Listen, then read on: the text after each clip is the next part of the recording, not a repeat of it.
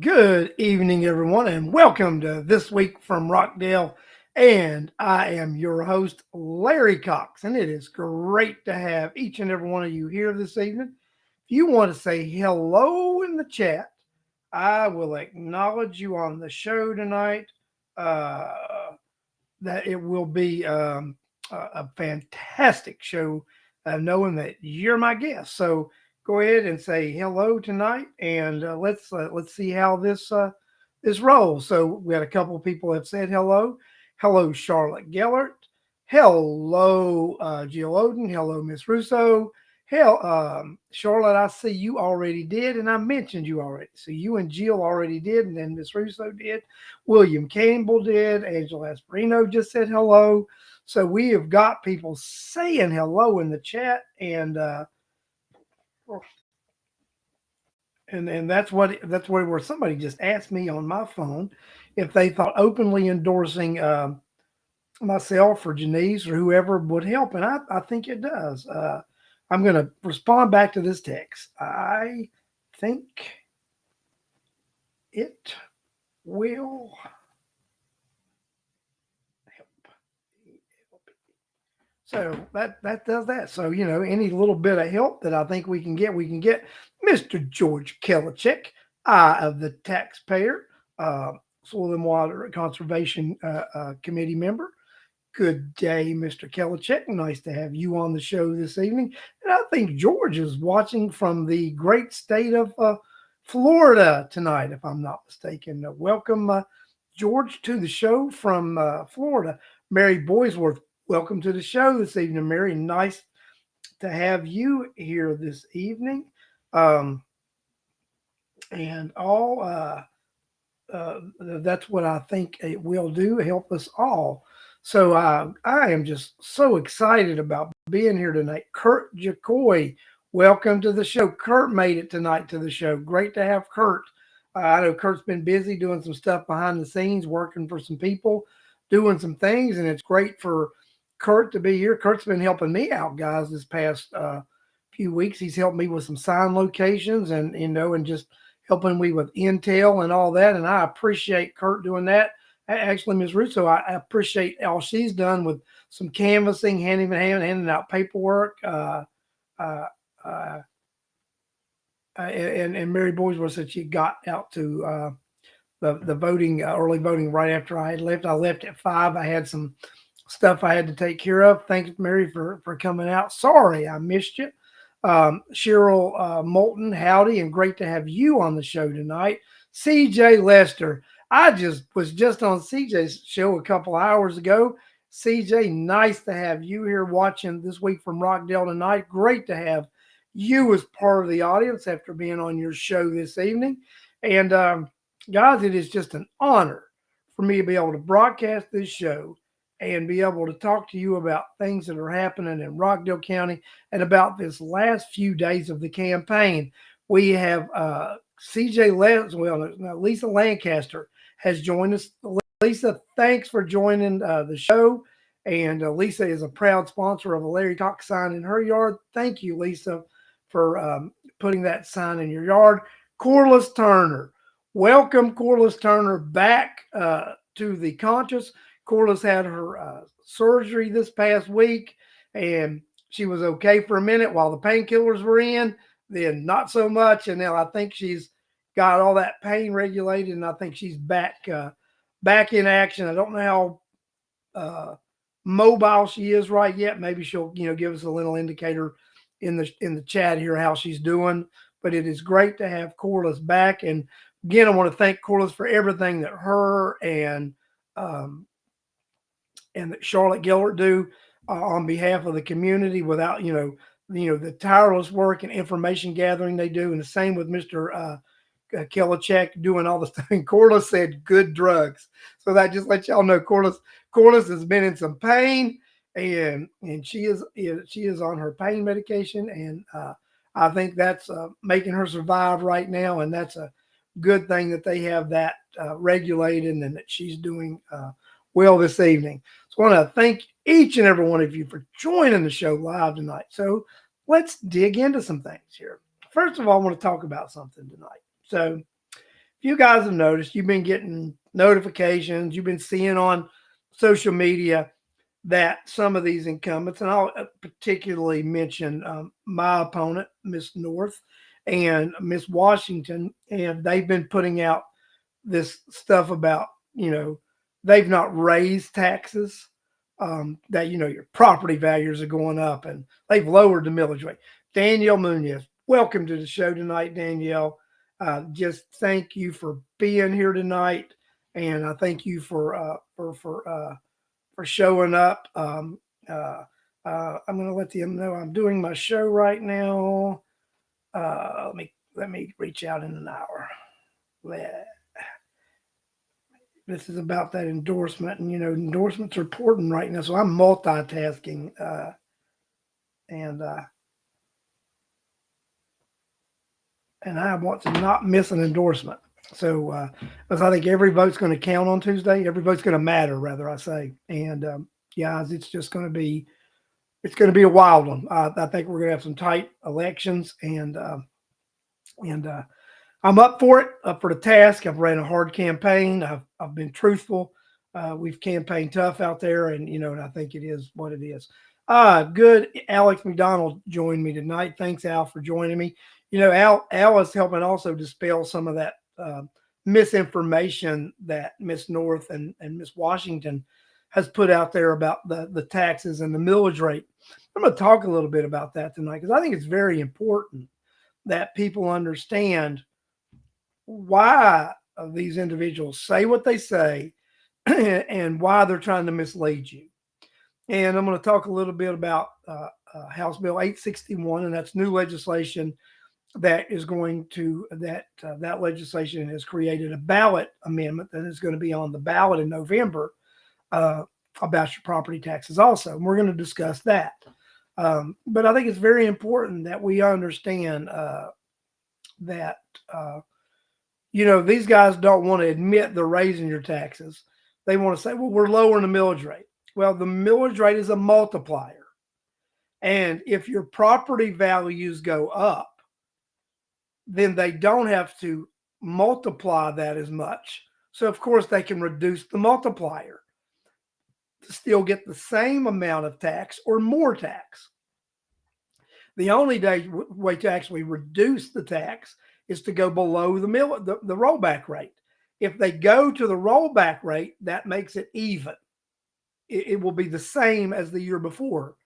But if they go below the rollback rate, then you'll actually get a tax decrease. And that's what they don't want to be honest with you about this formula. Well, what I like about House Bill 861, which is going to be on the ballot in November, is you get this rolling homestead exemption. Let's just say your house is valued at $200,000 this year. Next year, they say $250,000. Well, what happens is you will get another $50,000 tacked on, and voila, even with last year. Now that's plus or minus the rate of inflation. So there is going to be an inflationary increase or decrease. And that's what I like about the House bill versus the original Senate bill, which originally was introduced. The Senate bill had an automatic 3% increase. And what it does is when the way the House bill does with the rate of inflation, if inflation goes down, then you can get that minus on that end. If it goes up, you get that uptick. So I like the House bill better because of the rate of inflation thing. But guys, and then that legislation, you can't go wrong with it. And one asks, well, what if we, there's a 1 cent tax whether we get to keep the host or not keep the host? It's wash. You still get a penny tax that does the exact same thing and reduces the ad valorem. It reduces that amount. And the thing about this penny tax, it doesn't allow them to siphon off of it. So even with the host has the same exact thing. They take a penny, they take a percent of the host that's collected, to do administrative costs for the state for collecting and redistributing back to the county. So it would be the same thing with this new penny. They would take a percent and we would get 99% of that back. And then the county would be able to do 100% of that 99% to ad valorem reduction, which you're right now, the way the host is currently written, they can siphon off what they want. At one time before DeKalb County switched theirs to an e-host, they were 50-50, 50% going to ad valorem reduction, 50% going back to the county for infrastructure. So this new penny tax, what it would do was up 100% of the money that comes back is used to reduce your taxes. The county wouldn't get to play that game to where they would be able to siphon off any money. I like that better. The only thing I don't like about this legislation is the counties can opt out. The BOE can opt out and the city can opt out. Got a little something for you guys. I got a feeling that we got some local legislators. If these guys opt out, I guarantee you they might introduce the exact same similar local legislation that will mirror 861 and give you an option to vote on it again without giving these entities the option to opt out. I think we've got some local legislators that are going to represent us now because we got rid of some dead weight. When we got redistricted, we got rid of Darsheen, and we've got Angela and we've got Rhonda, who have proven, in my opinion, that they will help the taxpayers of Rockdale County. I got a feeling that they might do the right thing if these entities decide to opt out. I think as citizens, we send emails and petitions about that and make that happen. Also, Representative Moore has agreed to carry legislation to give senior citizens of Rockdale County exemption, tax exemption starting at 62. The details of the legislation are still being worked on. But, you know, the Rockdale voter is going to be coming out with a petition here after the election cycle.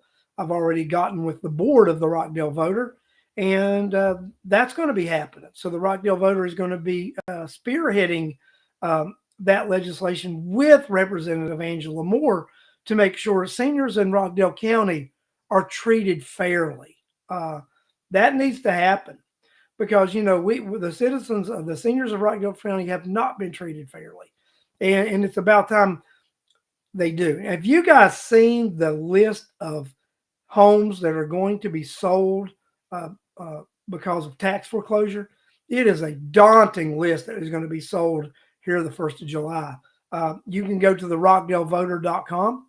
You can go to their website.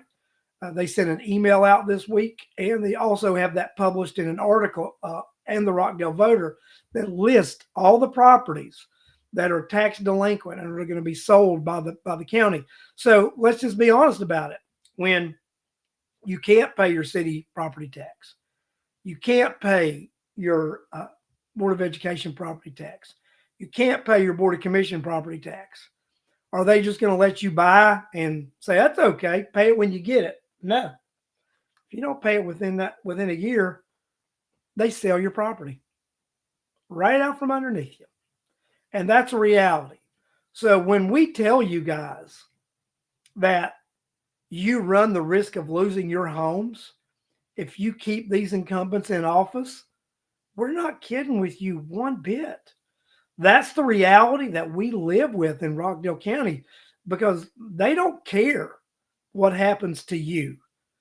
They want somebody else to pick that up. They'll get their money somehow. Somebody will pick that property up for taxes and fees, and you won't have your property. Senior citizens will be losing their property. Guys, that's just what we need to do. We need to make this happen, guys. We need to make this happen. Rockdale citizens, you need to show out in force on Tuesday. Continue voting for change. Continue voting against the incumbents. So that's what needs to happen. Let me switch gears a little bit. I've talked about these taxes, and I'm going to talk about the Board of Education. That's a race dear to my heart because guess what? I'm running for the Board of Education, running for post 1. and I'm in a runoff, and I want to be your next Board of Education Post 1 member. Why do I want to do that? First, my number one pledge, which has been all along, I want to change the majority of the board so that my vote to remove Terry Oates from as superintendent will be the vote that gets cast that removes him as superintendent of Rockdale County Schools and allows this board to begin the search for the right person, to lead this school system into the future. I want to be that board member that changes processes, that urges this board and leads the way to a new direction and a new way. I want this board to be more involved in the budget process. I want them to go back to where they used to have budget subcommittees where the board members sat on and helped formulate and come up with the budget, not get it 2 weeks before they're expected to pass it and have never seen it before in their life or laid eyes upon it. You can't look at a budget that's that intense and think within a 2-week time period you're going to understand it well enough to be able to pass it. Not logical. That is one of the domains that the board is responsible for. They're responsible for passing a budget. In order for you to pass a budget, you must know what the budget is. You must know what that budget is. They also must pass policy. If you're going to pass policy, you need to be involved in creating the policy. If you are going to pass curriculum, you need to be involved in creating the curriculum. Now, you take advice of the experts, and then they'll say, but the school superintendent's responsibility is to run the day-to-day operation of the school. It is exactly his responsibility to run the day-to-day operation. It is his responsibility, once a budget is passed, to carry out that budget. It is his responsibility, once policies are passed, to ensure those policies are carried out. It is his responsibility, once the school board passes curriculum, to assure that that curriculum is being taught in our school system. There's processes that must be in play. There are steps that must be taken. And those first steps are the board must approve those things. And in order to approve something, you need to be involved in establishing it and not rubber stamping it. And that's what this superintendent expects this board to do, is just rubber stamp anything that he brings before them. I'm going to tell you right now, and this is a fact, Larry Cox is nobody's rubber stamp. And I don't think there are 3 other members of that board who are anybody's rubber stamp either, as I've observed. Those 3 members just need reinforcement. They need somebody else to have their six, to have their back. They need somebody else to come on that board that will help them, that will cover them. If you elect me to post 1, I will come on, I will be that cover. I will be that individual that has those board members back. Guys, this board needs to understand the impact that property taxes have on our most vulnerable citizens. This board needs to understand that senior citizens also need protection just as much as our students. Those are our 2 most vulnerable citizens in this county. It is our students and our senior citizens. And as a member of the school board, you hear this all the time. You hear school board member, it's for the kids. It's for the kids. That's just a tagline. It's just a tagline to get in an emotional rally cry, to draw emotion in a decision that may not be popular. Well, it's for the kids. No, it's not for the kids. It's for an administrative staff making decisions, telling you it's for the kids. If it was really for the kids, would they be denying that these children are not reading at level? Would they be denying we have a serious problem with discipline in the school system? Would they be fudging the numbers to make things look better than they are? No, they would not. So they've got to quit saying it's for the kids, because it's not for the kids. If it was truly for the kids, you would have this superintendent and some other board members doing the right thing, acknowledging there's problems and wanting to fix them. Because let's just be real about this. If you're not acknowledging problems, then you are ignoring those problems. You are ignoring the problems because you don't want to acknowledge that things may be dysfunctional. We had a former board member write this thing about, that he was going to vote for my opponent to keep this a highly effective functioning school board. I don't see anything highly effective in functioning of the school board right now, to be honest with you. It's ridiculous. It is ridiculous. So back in 2017, the school board asked for a salary increase. They sent a resolution. They sent a resolution to the local delegation asking for an increase. They needed compensation for the time that they put in. Now you hear the majority of this board talking about they can't do this, can't do that, can't do this. So I have to question, what are you doing for that salary? Should we take that salary away, or are you willing to actually put the work in to deserve that salary? When I'm elected, I'm going to get day one. I will know what's expected of me. I will get the educational requirement, the classes, the hours that I'm required to. I will get additional information and knowledge. I will do additional research. I will go in prepared like no one else has ever been prepared to take that seat. I will have had community meetings before I take that seat, because I want to hear what you have to say and what you want me to do, because I am going to represent you.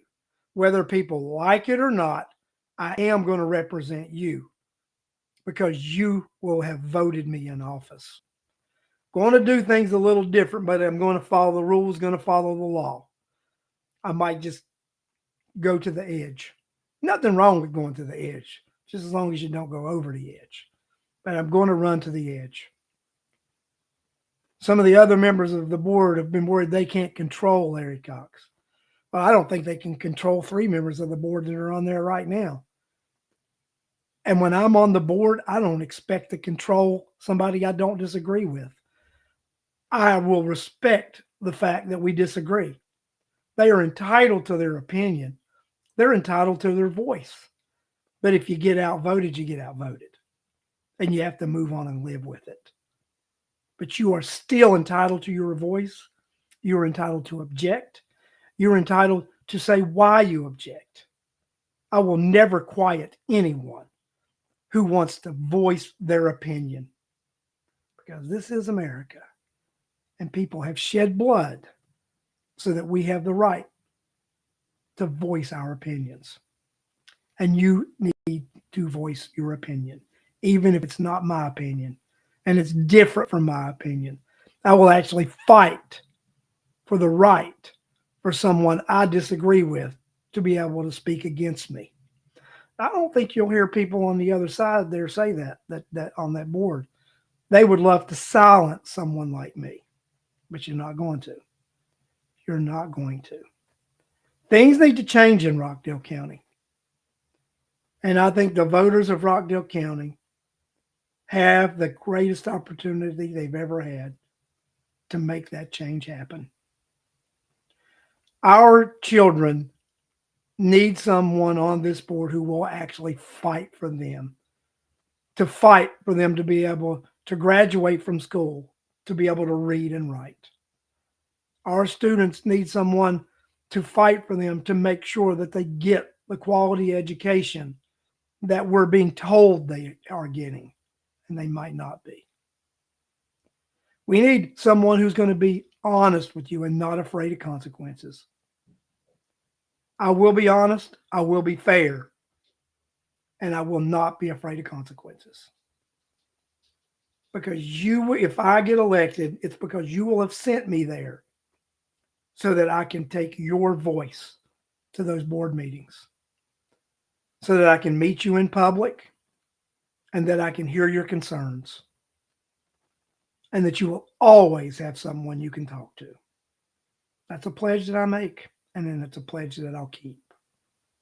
I just ask you to vote your conscience on Tuesday, to vote for Rockdale, to actually vote for someone who is going to watch after your tax dollars and your students' education. That's all I ask. I ask you to vote your conscience. And then I ask you one final thing, because I'm not going to stay on long, but I am going to ask you to do something. I'm going to pivot back to the taxes. And those folks that say, we're not raising your taxes. We're not raising your taxes. I'm going to ask you to do one thing. Go back and look at that tax bill. It don't lie. Ladies and gentlemen, thank you for joining me tonight. Tomorrow night, I will have a special edition of This Week from Rockdale. I will have Miss Tawanya Smith and I will have Nicole Lechner on the show. So join me tomorrow night at 8 p.m. Special weekday edition of This Week from Rockdale with Miss Tawanya Smith, candidate, Post 1, Rockdale County Board of Commissioners, and Nicole Lechner, resident of Rockdale County, and you all may have seen a video of Chairman Nesbitt being very disrespectful and unprofessional addressing Miss Lechner at last week's Board of Commission meeting. Good night, and I will see you tomorrow on This Week from Rockdale.